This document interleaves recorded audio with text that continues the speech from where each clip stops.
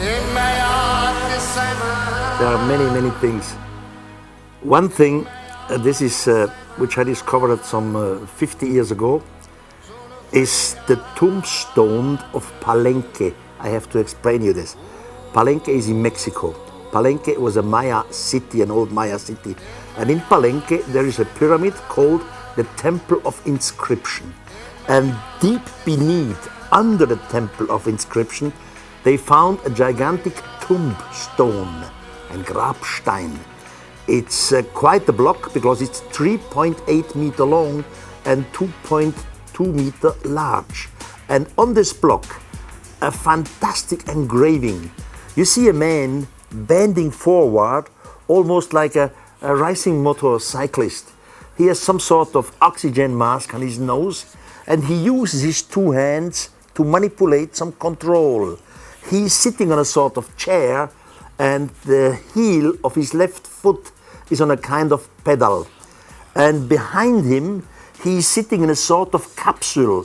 And out of the capsule, you see something like a linking flame. Another point, which is always mysterious and great, is still the unknown chambers and rooms in the Great Pyramid.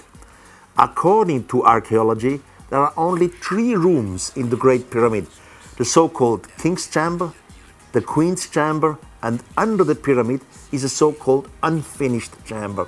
In fact, there are many other chambers in the Great Pyramid which are not known to the public. And I ask myself, why do they not tell it to us? And I have a reason why. The Great Pyramid was not only constructed by ancient Egyptians, there are other forces. Now just imagine they find in one of the rooms an inscription which is not from ancient Egypt. This would be a catastrophe for the Egyptians, so they cannot tell it to the public. It would be a disaster in Egyptology. Well, first of all, I myself have never seen a UFO. Although I had a certain contact, but I never saw a UFO. Probably they run away when Erich von Däniken shows up.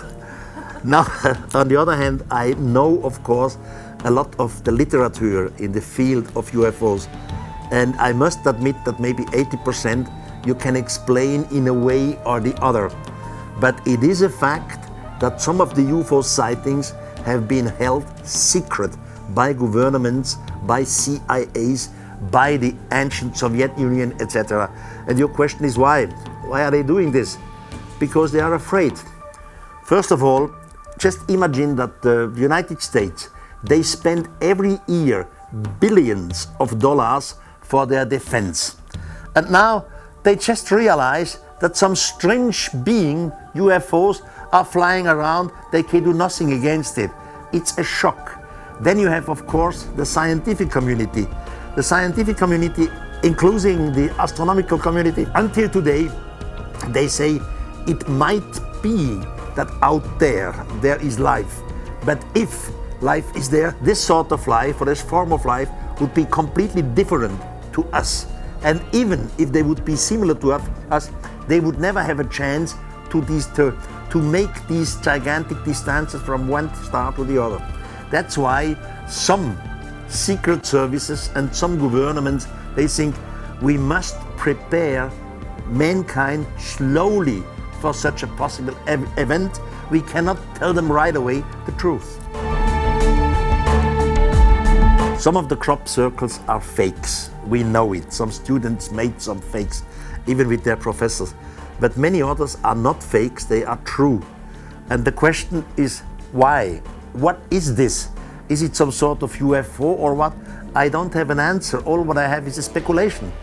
I could imagine that beings, intelligent beings from another dimension, it doesn't have to be necessarily from outer space, from big distances. It could be another dimension like time, or another dimension because there are many other dimensions next to our dimension. So an intelligent form of life from another dimension tries to communicate with us. And they have the possibility to do this with crop circle. But of course, humans are so stupid, they don't believe in nothing. Soon as they have one fake, they say everything is fake. And they don't take it seriously. And it's a shame for the scientific community that they do not take these phenomena seriously. I am sure if we would answer in the same way, for example, we would create crop circles, they send us a mathematical message, and now we continue with the mathematical message. Then we have some sort of communication between the other dimension and us. But in this world, nothing happened. There is definitely life out there. There are billions and billions of stars, and simply from the point of view of statistics, there must be thousands and thousands of extraterrestrial civilizations out there. And of course, some of these civilizations are much more advanced than us. We are still trying to make contact with extraterrestrials in form of radio signals. But radio signals for them is probably a primitive way of getting into contact. There must be other meanings than radio signals, because radio signals, as everybody knows, in 1 second you have 300,000 kilometers. That means if you have a contact, for example, with the Alpha Centauri, which is around 4 light years away, and now we would ask them with radio signals, how are you? Has Jesus Christ visited you too? And it takes 8 years before you get the answer. That makes no sense in interstellar communications. So an advanced civilization must have other meanings of communication. So I do not exclude these cases of contact, which you say. The problem we have, different humans, different peoples, they tell us they have contact, some sort of mental contact. The problem is, you have to believe them or not, because they have nothing in their hand, no proof. You always have to believe it. Are these personalities honorous personalities? Are they correct, or are they telling us stories? So that's the problem we have. You believe it or you don't believe it. According to the Maya calendar, the extraterrestrials will return. But now you have to explain the Maya calendar. We have a calendar in our Western world which has 365 days. The Mayas also had a 365 calendar, which is very useful for the nature, for example. You know, now you can make seedings, etc. Then they had a second calendar, which only had 260 days. Now you have to imagine 2 different cogwheels. One cogwheel is a little one with 260 cogs. The other one is a bigger one, 365 cogs. Now you put these 2 cogwheels together and you make a marking, for example, with a red lipstick. Now you start to turn these 2 cogwheels. How long will it take before the red marking comes together again? It's exactly 18,980 days or 52 years. The Mayas believed that every 52 years or multiplication of 52, the gods will return. Now, except of these 2 cogwheels, they have a third one, which is called the long count. So you can play this game with the red marking over 3 cogwheels. According to Maya tradition, when the 3 cogwheels are in the 0 position again, December 22nd, 2012, then the gods return from their long voyage. I am a deep believer in God, and I want to explain this. You know, my hypothesis is that some thousands of years, our forefathers were still primitive Stone Age people. Some extraterrestrial spaceship arrived here.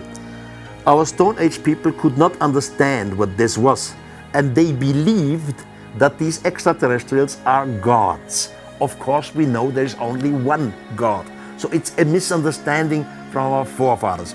So once you have this in your head, you can ask yourself, okay, where did these extraterrestrials come from? They must have an evolution or a creation or something.